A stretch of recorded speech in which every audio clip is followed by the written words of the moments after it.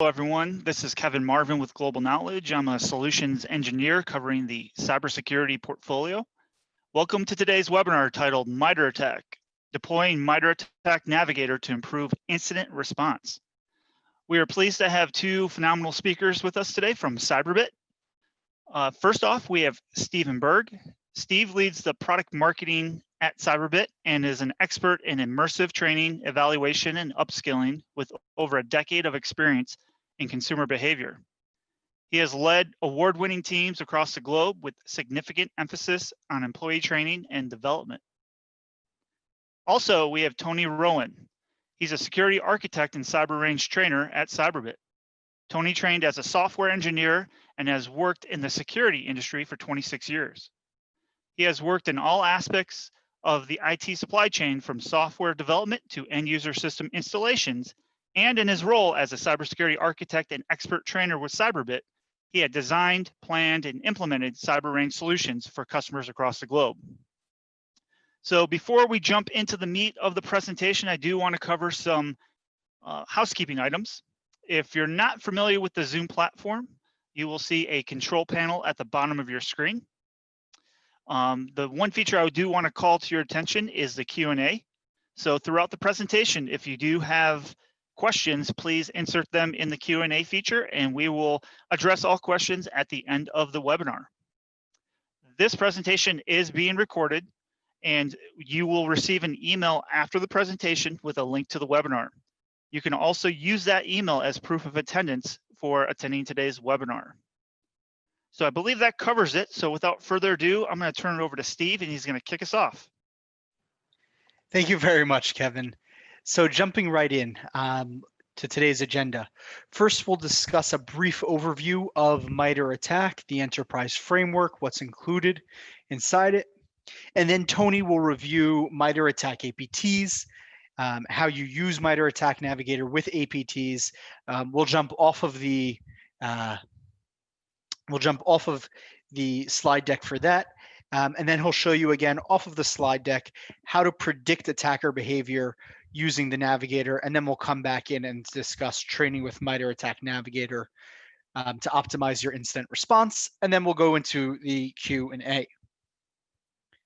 So just a brief overview, let's discuss what actually is MITRE ATT&CK.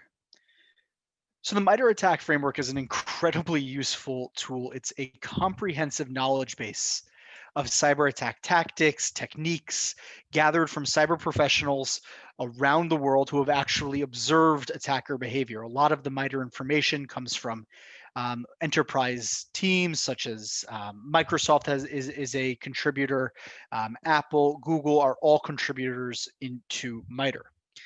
The attack framework itself is broken up into a few different parts, but it stands for adversarial tactics, techniques, and common knowledge.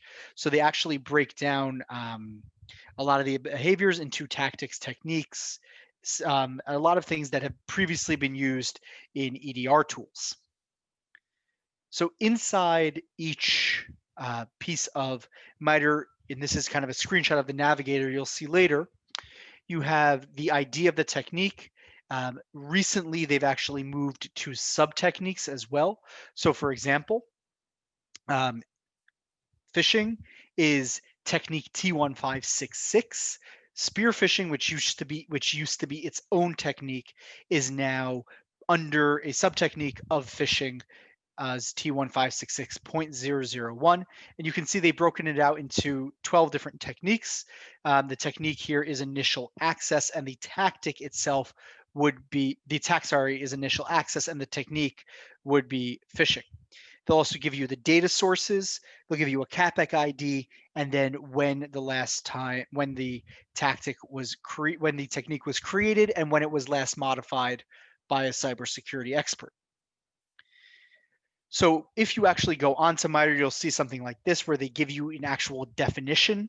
So in this case, it's the spear phishing attachment, but then you can quickly link through to other sub-techniques of phishing. They'll give you a definition, what it actually is, and then how it is actually performed by an attacker. They also will give you a whole library of APTs and attack groups who have actually used the technique we're looking at. So in this case, you'll see APT 29, which will come up over and over again today, has used spear phishing emails to deliver an attachment that has files that have exploits they can then use on their victims. Now, one of the beautiful things about MITRE is it's not just about attacker behaviors, but they also provide solutions alongside the techniques. They give you how to detect that specific behavior. How are we detecting the tactic and technique? And they're also going to give you different mitigation techniques that can come either beforehand, so preventative techniques, as well as responsive techniques. So now, Todi, I'm going to hand it over to you. If you want, would you rather share your screen, or would you rather me continue with mine? I'll share my screen if that's okay, because I then need to flip to my browser to demonstrate some elements as well. Thank you.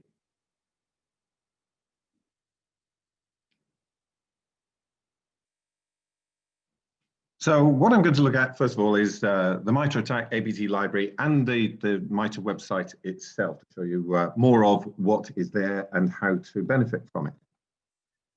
So MITRE closely tracks attack groups and associated groups, the specific groups that we know have associations. And those associations often come about because members of a particular group are also involved in other groups, particularly when we get to the class of groups where they are for criminal activity rather than what we'd normally consider the APT groups, the advanced persistent threat groups, which we normally consider to be state-sponsored threat acts. There are many different groups, and here you can see some of the named groups, APT 1, 2, 3, blah, blah, blah. There's lots and lots of different ones, all associated with their activities and their campaigns. So why do we bother giving them names? Well, it's not to make them famous, or it's more about making them infamous, but it also gives us a grouping whereby analysts can have a common nomenclature for referring to both the groups themselves and therefore rapidly referring to their activities, their techniques and tactics that they use. And that's where MITRE really comes into its own. APTs are built by analysts for analysts. The APT groups don't call themselves APT Group 29. They usually have, if they have a name at all, it tends to be a more sexy name than APTX. We use them to track known adversaries, to know and track their activities, their campaigns, their level of activity at any one point as well. We categorize them into different groups so that we can track their interrelated activities, because some of them are in fact related in their activity sets. And often we believe they're sharing common group members between some of those groups too. It also allows us to track activity clusters. So we can see a particular group and maybe a secondary group or a tertiary group associated with activities around particular target groups. And that allows also a useful way of tracking their activities and predicting, and this is where it becomes useful, beginning to predict where we might see their activity next. It's also mapped to public reporting. So in the various organizations that carry out public reporting or public release of information related to attacks, these group names and groupings are used there as well. Again, because analysts need to be able to have common group knowledge about the particular activities of these groups. The primary focus of the MITRE ATT&CK framework is on APT groups, those state-sponsored threat actors. However, there are other groups, because of their nefarious activities and the level and breadth of their activities, that also get named and tracked within the MITRE ATT&CK framework. But it is a very good, useful source of major group activity in the clandestine world of cyber.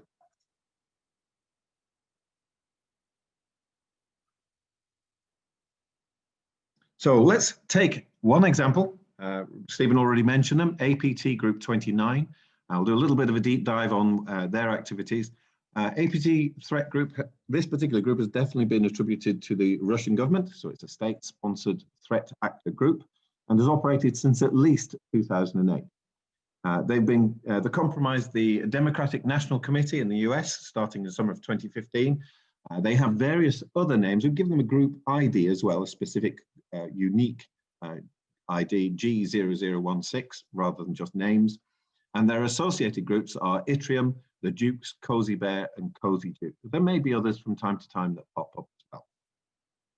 Their particular favorite types of attacks are against government think tanks, not-for-profit organizations, and public sector type organizations. And what they're looking to do is to gather intelligence on the activities of those organizations.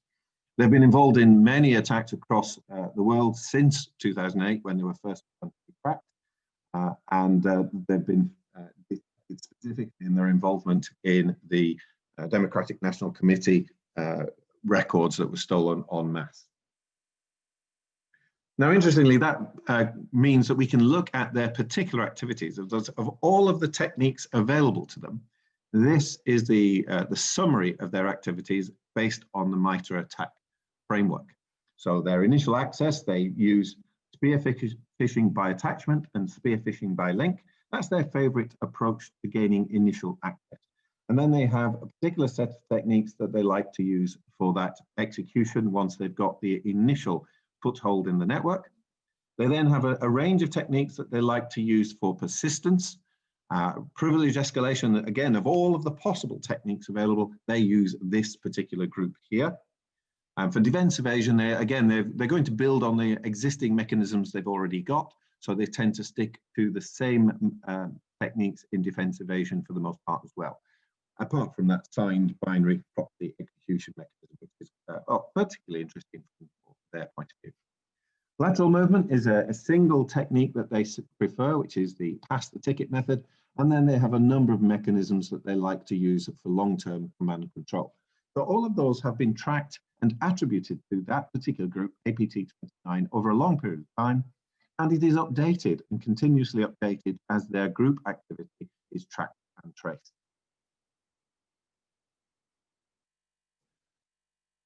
Interestingly, cyber criminals are, like most humans, rarely completely original.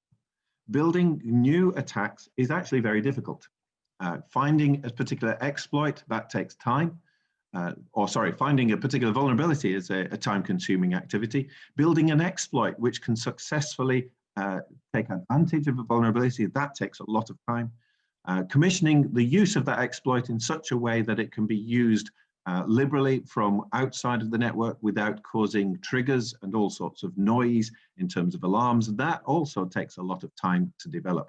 So it's rare, it's not that surprising that it's rare for very completely new techniques to emerge. So we're not expecting this completely new attacks all the time on a daily basis. And it's on that basis that we know that particular groups have these particular techniques and tactics they like to use, because they've had them successful in the past. They've had a big investment in developing those particular mechanisms and the particular attack tools that they're using to carry out these activities. So it's partly on the basis of being lazy, like all humans. If you've got something that works, why build something else? But it's also because in the past they found it to be reliable. Does this mean that they don't change their activities over time? No, of course they do.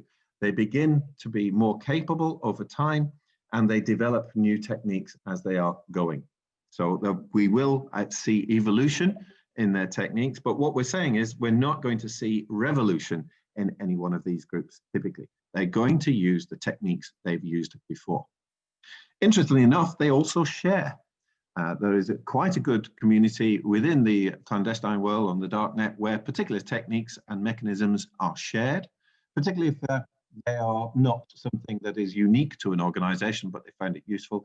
They are quite often either happy to share or happy to sell particular techniques to one another. So that's part of what we see in part of the network.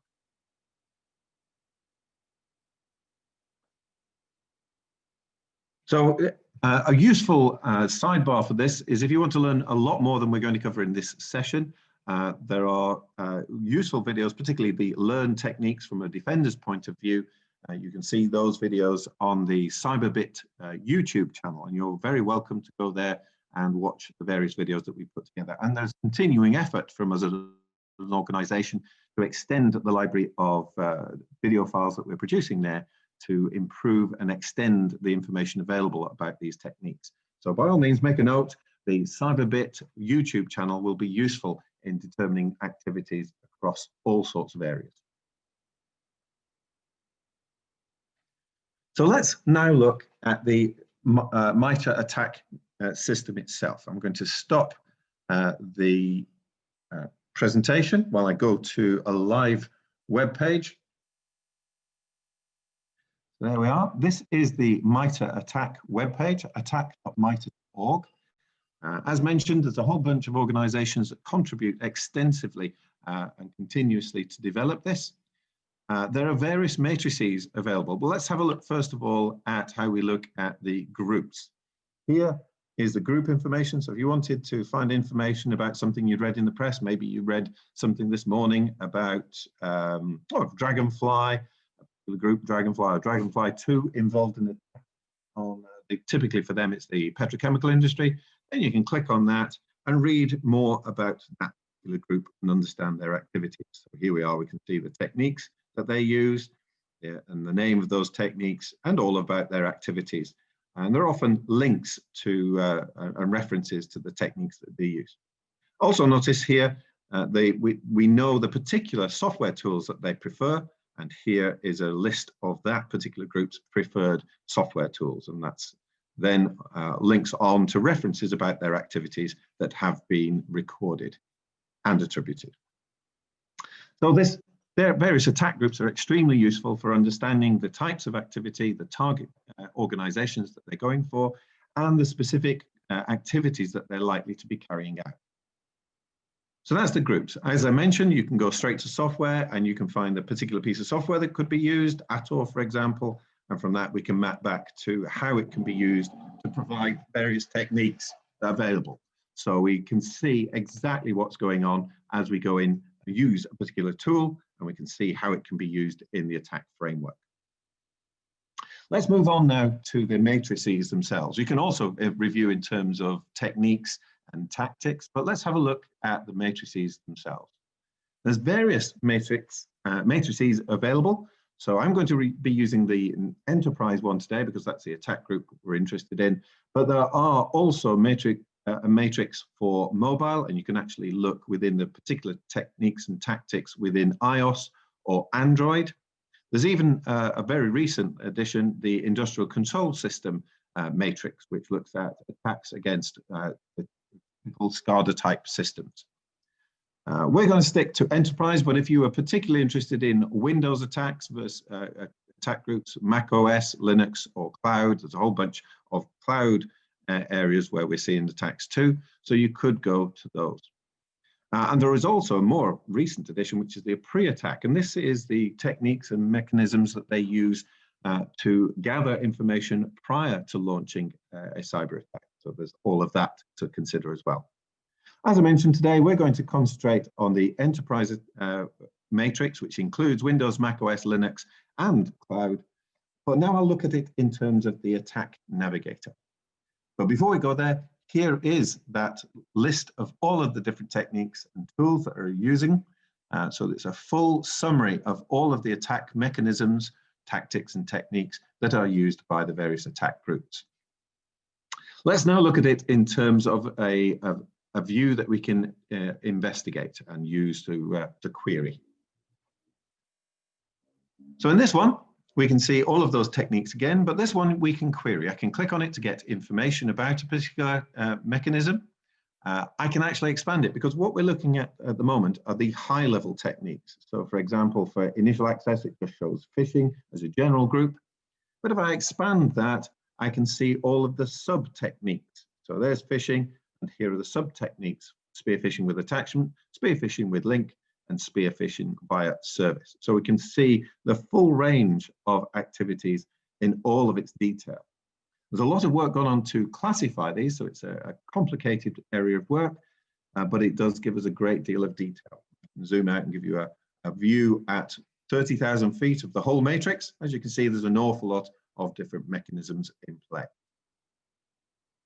I'll zoom in a little bit so you can see what we're going to do. Supposing I was interested to know, for example, exactly what APT Group 29 does in terms of their attack techniques. Well, I can actually take this matrix and superimpose on that specifically the group APT Group 29. So if I go to here and go through the groups, there's APT 29, I'll select them. It's a little hard to see because all it's done is highlight the box. So what I'll do is apply a color to that. As we know that's a Russian group, we'll give that red, and now it's much easier to see. So there we can see of the phishing techniques available, this particular group prefer spear phishing with attachment and spear phishing via link. They go for exploitation with client execution. That's not surprising. If you're going to spear phish, you need somebody to actually execute what you've attached. So that's the exploitation for client execution. That's getting somebody to click on it for you. Another component that they particularly like is Windows management instrumentation, and I don't blame them. That gives you a very high degree of access across the network. Once you've got enough privilege to be able to use WMI, you have a great deal of information at your fingertips, and a very strong capability to move laterally across the organization. So that's another reason they use that. So let's also, just out of interest, let's give this a score, and I'll show you the use of the score in a short while. So there's their score. So this is the group APT 29. I'm going to name this layer because this is a useful one to refer back to. APT 29, that's the layer I've created. And I'll create another layer. Now, supposing I'd heard or been watching the press and I've seen some activity from another group that I would be interested to compare to APT 29. Maybe I want to know if they're similar. We suspect maybe that our organization might be a target of this other organization, and we're interested to know if through that the APT Group 29 could also be involved. So what we can do is we can create a new layer. There we are, the same techniques and tactics again. And this time I will select another group, say Cobalt Blue, Cobalt Group, there we are, we'll select them. I could go and pull up their details as well. We can go to view and pull all their details through that quite easily and find out all about that particular group, but there we are. And again, because it's difficult to quite see what they're doing, I will give them a color reference, and Cobalt is sort of blue colored, so we'll make that one blue. Again, and you'll see why in a minute, I'll give them a score. For this team, I'll give it a score of 2. I'm not particularly scoring their capabilities or activities. I'll show you how we use that in a short while. Again, I'll name that layer because it's useful. Here we go. I'll name that layer Cobalt Group. Now, this is where the matrix gets useful. I can create a new layer from other layers. That's what I'm going to do now. And there's various ways you can do it, with filters, with states, with coloring. I'm going to do it with a score expression. Remember, I gave one group, APT Group, the score 1, and I gave Cobalt Group the score 2. So I'm going to have a score expression A plus B, and that is what I'm going to create the new layer from. And there we are. Again, I will expand the sub-techniques so we can see some commonality. Now, what's happened here is it's put the two together. It makes it much easier for me to compare, rather than jumping backwards and forwards between these two tabs, trying to compare what they do and how they do it. I've now created a layer which superimposes their techniques and tactics together. And the color coding, the scoring, is applied to a color setup. So a low value, 1, will show as red. So if it's just the APT Group 29, it will show purely as red.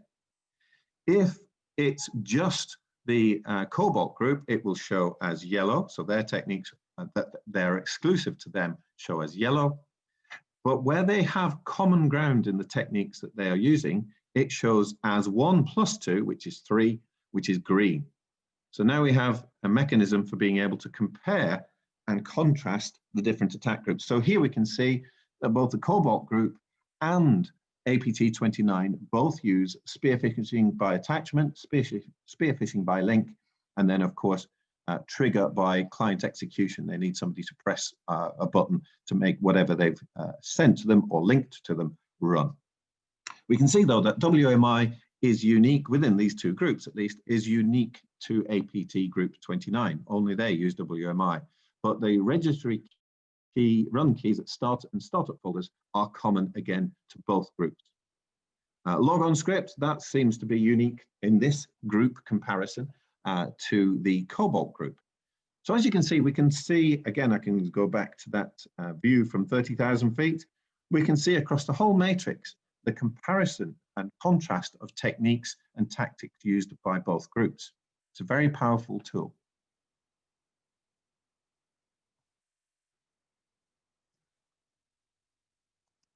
So that was looking at it in terms of the two groups. Let's look at it now in terms of investigation with the MITRE ATT&CK Navigator, predictive investigation with the MITRE ATT&CK Navigator. So again, let's go back to this. I'll zoom into a clean layer, give myself a clean tab, just a clean basic tab. Now, supposing I have found on my network a couple of activities. Maybe I've spotted dynamic data exchange being used for inter-process communication. So they are using a technique which includes inter-process communication. And for this particular group, it's DDE that they're using rather than the common object, component object model, COM. So they're using DDE. I could, just from that, start to work back to the potential additional techniques that may be used. So the way we can do that is by going back here to the various groups and looking for a group that uses that particular technique. I could put multiple in and again, compare and contrast them using the scoring mechanism that we showed earlier to see which multiple groups are using that technique and then work back from those to the additional techniques that they use. So let's have a look. I can't remember if APT 38 use that particular technique or not. Nope, they're not, so ignore that one. Deselect. I can keep looking until I find one. There's exploitation communication, that's still quite common. Axiom, no, still not one. So I can keep looking through until I find one that is using the particular technique that I have found on the network in my investigation so far. So exploitation for client execution, still not what I'm looking for. And we keep going until we found it. Let's choose a different one. So let's find ones that we know from APT Group 29. Maybe I'd found some registry keys that have been modified. So I could look through multiple groups to find all of those groups that use a registry key and run keys and a startup folder as a way of running their technique. Again, I will map that to a color and expand the technique. We've already done that. Now from this, having found this and maybe multiple groups that use this technique, I can then start to work back and it gives me clues as to what I should be looking for. If it was, in fact, this particular group, APT 29, then we could expect potentially the use of PowerShell. So I'd start to look for any PowerShell scripts that might be on the system that weren't ours.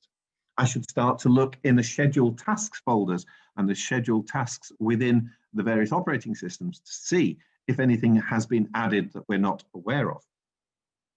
I should look for spear phishing. So I should go through all of my email connections and see just what's been going on in terms of potential spear phishing with email attachments, or for that matter, with links within the email, because both of those are techniques. And as you can see, it gives me mechanisms for moving further to the left to find the initial points, but equally, I could move further to the right.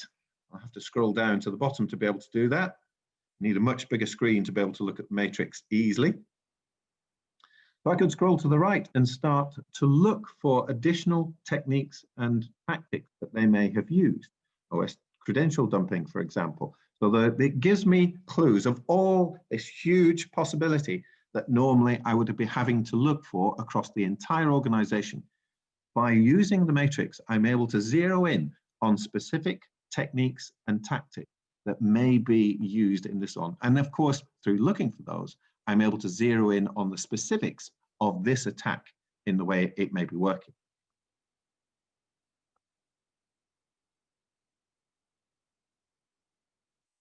So predictive investigation with the MITRE ATT&CK Navigator can also lead, of course, to using the MITRE ATT&CK Navigator in instant response. And that instant response, again, gives me a matrix of activities and techniques that I should be looking for in order to determine exactly what has happened in this network. So I'll return now to Stephen, who's going to complete the presentation. We'll deal with questions at the end. Over to you, Steve. Thank you very much, Tony. So let me just get the slideshow back up.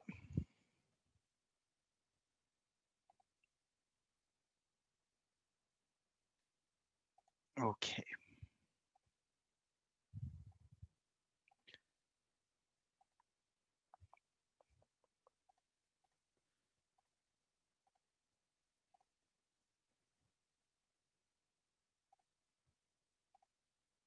Okay, fantastic.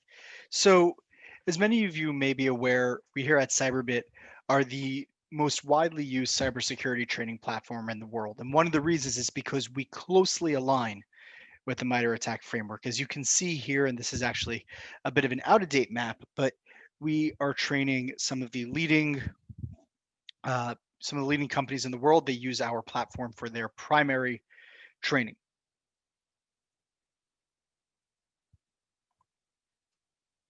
Now, the reason that we are so widely used is because we are the closest you can get to a real world attack experience. And like Tony was talking about before, as we move towards an attacker behavior focused strategy, and as we move towards a more advanced response techniques, we want to actually be able to test these out in the real world, but we also want to make sure that the human element is prepared here. So you can have some really great tools, and we'll get into that, but we also want to make sure that the human element knows how to deploy those tools in the best possible way. So we do that by inserting you into, beginning with a labs experience. You'll start to see, in labs, isolated environments, smaller environments with maybe a log file that you'll learn to investigate, or a PCAP file, something smaller.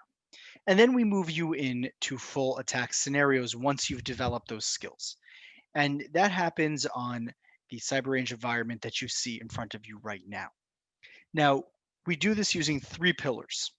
The first are the automated attacks themselves. This is an automated red team using real attacks that have occurred in the real world. We build these using actual attacks and attacker behaviors that are reverse engineered, the same tools, the same malwares that are reverse engineered by our malware research team. Those attacks are then injected into core component number 2, which is the networks.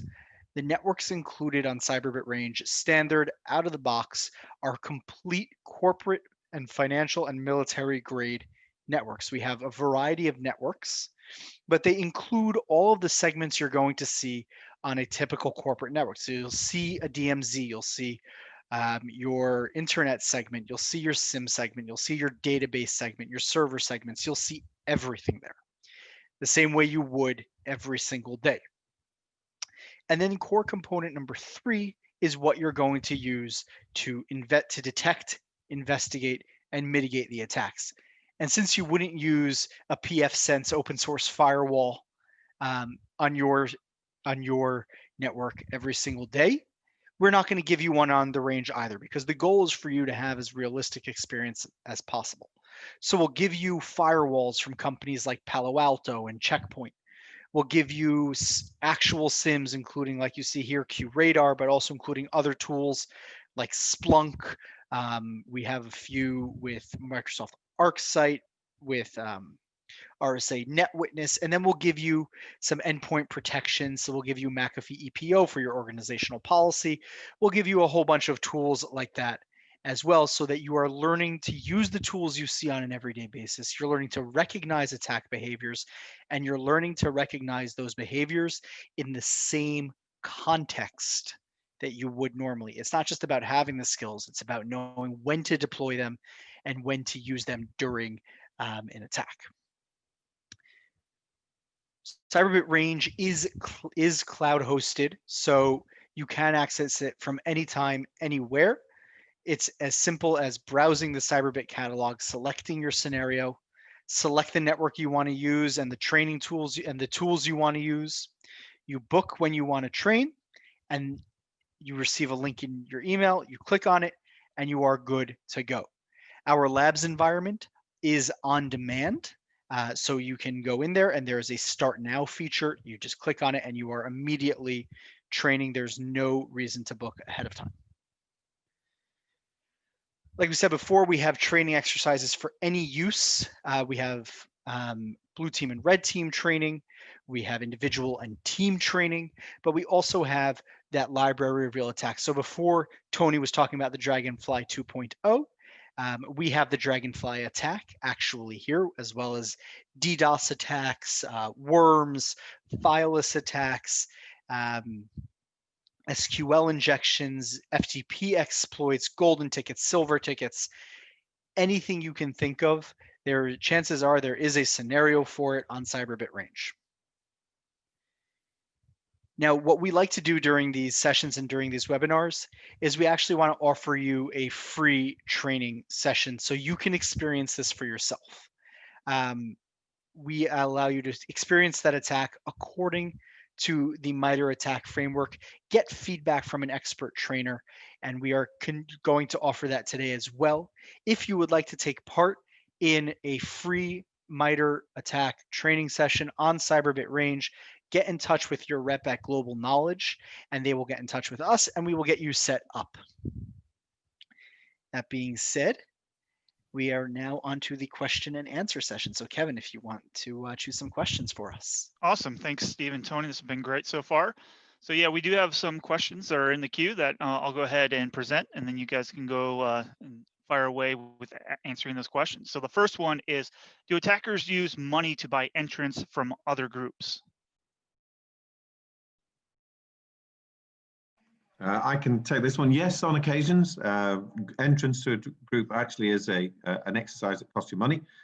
They also, of course, as well as sharing techniques freely, they also sell techniques and tactics to one another in the dark market. So particularly when they've used and are about to stop using it, it's a technique that they monetize. So yes, you do see that also. But other group membership may be through, particularly with the government-based organizations, they tend to be their own recruits. So they have their own recruiting mechanisms to determine who is going to be in a particular group. Yeah, you'll also see the same, Tony, with ransomwares. So you'll see people purchasing ransomware, either a completed ransomware on the dark web, or they'll buy ransomware development kits, so RDKs. You see that purchased all the time. There's a lot of sharing between these groups. Sometimes it's paid, sometimes it's cooperation. It just depends on what the attacker is looking to accomplish, and if they're friends with, another cyber criminal who has skills that they may not, or tools they may not. Awesome, thanks for that. So the next question is, are there mapping tables between MITRE ATT&CK and the NIST framework? So I actually saw this question come in. The two frameworks, they work hand in hand, but they aren't directly mapped to each other.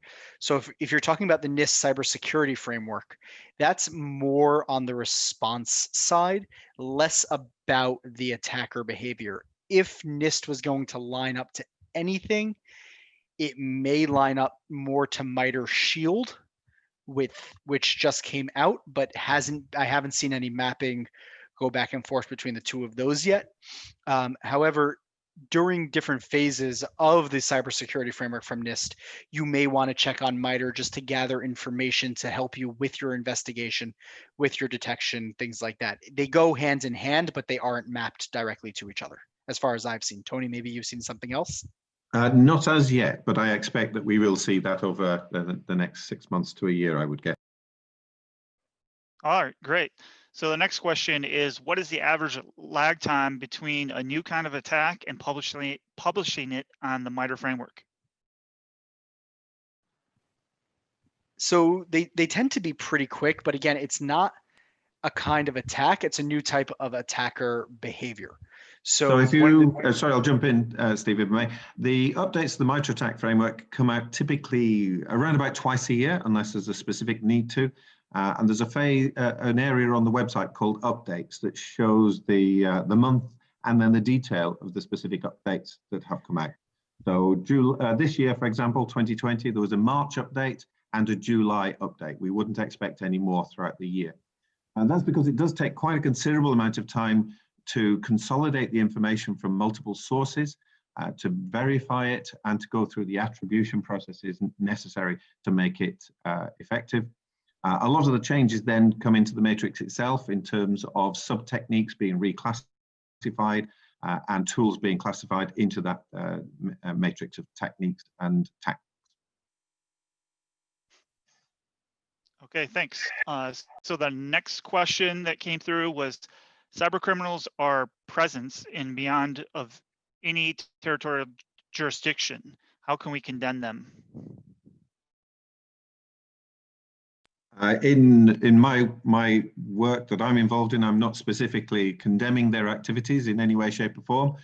My responsibility is purely around defending organizations from them, because they are simply adversaries, as they would be for the court of law as far as I'm concerned, or for that matter, to train individuals and make sure individuals are aware of the techniques and tactics that will be used against them, and to train them in effect in what you might regard as self-defense in order to be able to handle these attackers when they are presented at your doorstep.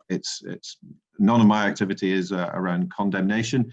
It is simply purely around enabling people to be able to deal with those techniques and tactics as they come. Yeah, and again, around condemning, again, like Tony said, we don't actually get involved in the condemnation, but a lot of countries have specific procedures around specific cyber attack types, especially if they're state sponsored. So work with your local law enforcement, report the attacks that you have that are there, the attacks or the breaches or whatever it is. If you have any indicator, report it to local law enforcement. There's a lot of law enforcement that works together globally. So even if it's outside of your country's specific jurisdiction, it may be that there's already a treaty in place when it comes to cyber and catching cyber criminals. All right, great. So the next question we have is, are the APT groups looking into MITRE ATT&CK framework also? We have to assume that they are. They would be foolish not to. I certainly would if I was planning an attack, and it would give me some idea of how I'm currently being mapped and a couple of variations I might attempt to throw people off the lead. But be aware, as I mentioned before, developing a new technique and being confident that it's effective and being conversant with how to use it and how to fit it into your attack framework is actually quite a difficult thing to do, and therefore regard that as expense and time, both of which you try to avoid if you're planning any kind of attack. So yes, they will be, and they will want to understand just how well we understand them, and the game of whack-a-mole continues. Very true. All right, so the next one, do you think there is an integrity and understanding between the multiple cyber criminal groups? Integrity, I think that's an interesting word in the in relation to cyber attack groups. Certainly, I think there's an amount of interaction between them, and particular groups we know, as we mentioned, the MITRE ATT&CK framework maps and follows specific groupings because we know and are able to plot their interactions, maybe with shared tools. We can see in the code, certain parts of the code are shared between them. So there are inevitably in the communities that they work in, there are groupings, and that is one of the things that we try to map and follow. Okay, so the next question, this is revolving around the kind of the demo that you provided us. Is it possible to select multiple techniques and find the APTs that match these without having to go through the whole list of APTs?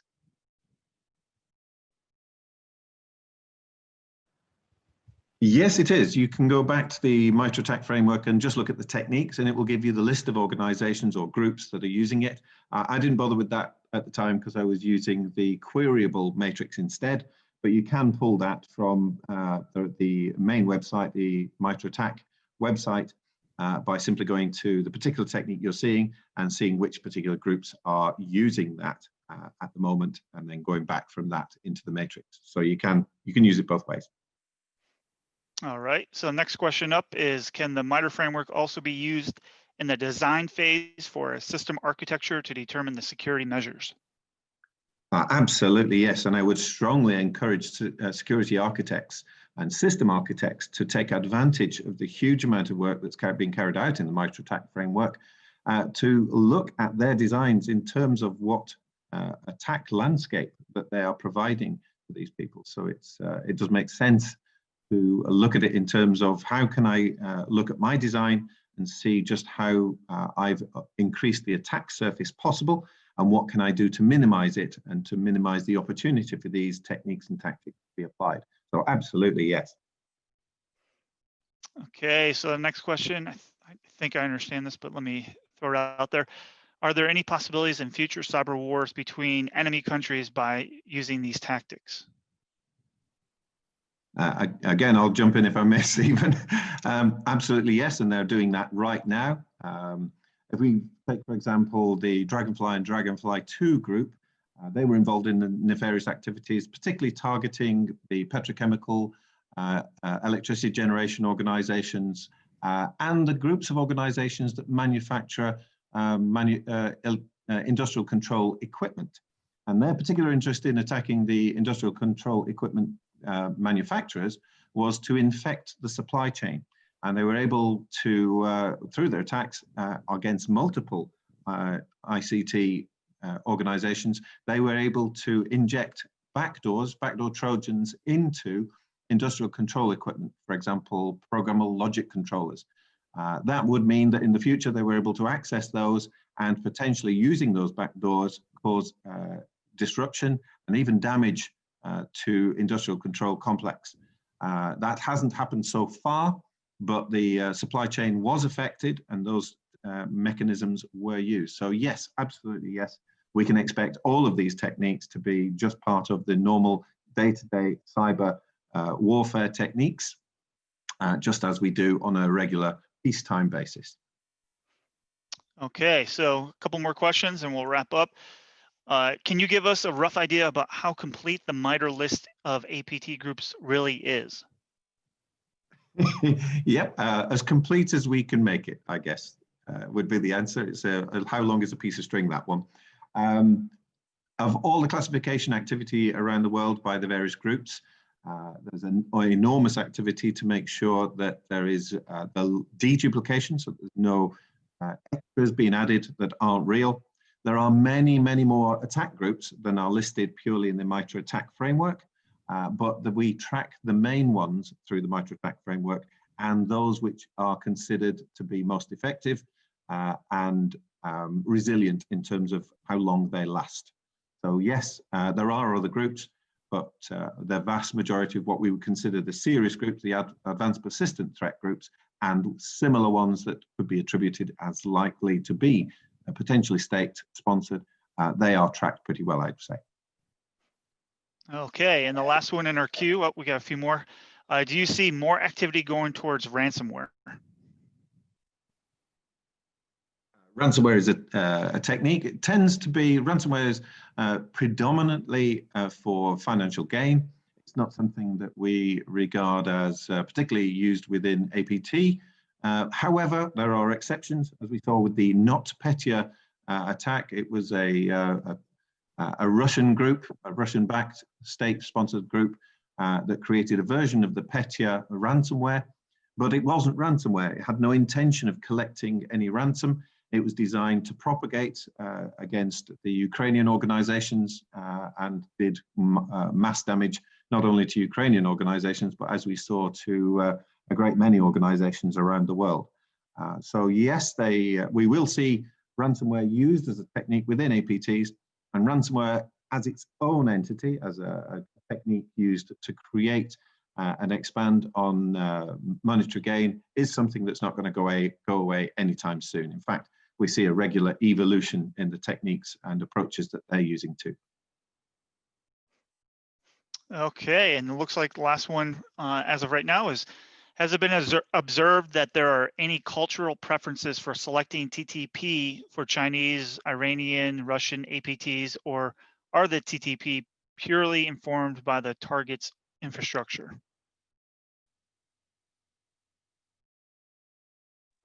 In terms of alignment for the tactic, techniques and procedures, we track them by groups, so they're tracked purely by groups. Is there a specific alignment between the different groups from the different country of origins? Not noticeably as far as I can tell. Looking at the matrix, I've not spotted anything that specifically does that. So I think it's purely based on the target's infrastructure and the particular group of techniques, tactics and procedures that particular APT group has developed and successfully been able to deploy. I think it's predominantly based on just their experience and the efforts that they've created. Okay, so that looks like all the questions as of right now. So there's just a bit of closing up that I'll do. If there are any more questions that pop in, we can address that. But thanks, Tony and Steve, for your time today. We really appreciate it. We hope everyone enjoyed today's webinar. As Steve mentioned, if you would like to take advantage of the free Cyber Range session, please contact your global account manager, global knowledge account manager. And also, while you're checking with your global account manager, you can get a download of all the various courses that we have in our catalog and cyber challenges that we have available that help you build up your team's skill sets. Finally, please visit globalknowledge.com to access various discount promotions and additional free resources like technical articles, white papers, and webinars. So just before we sign off, it looks like another question popped in here. So the last question that we'll take for today is, do you know of any British government sponsored hacking groups?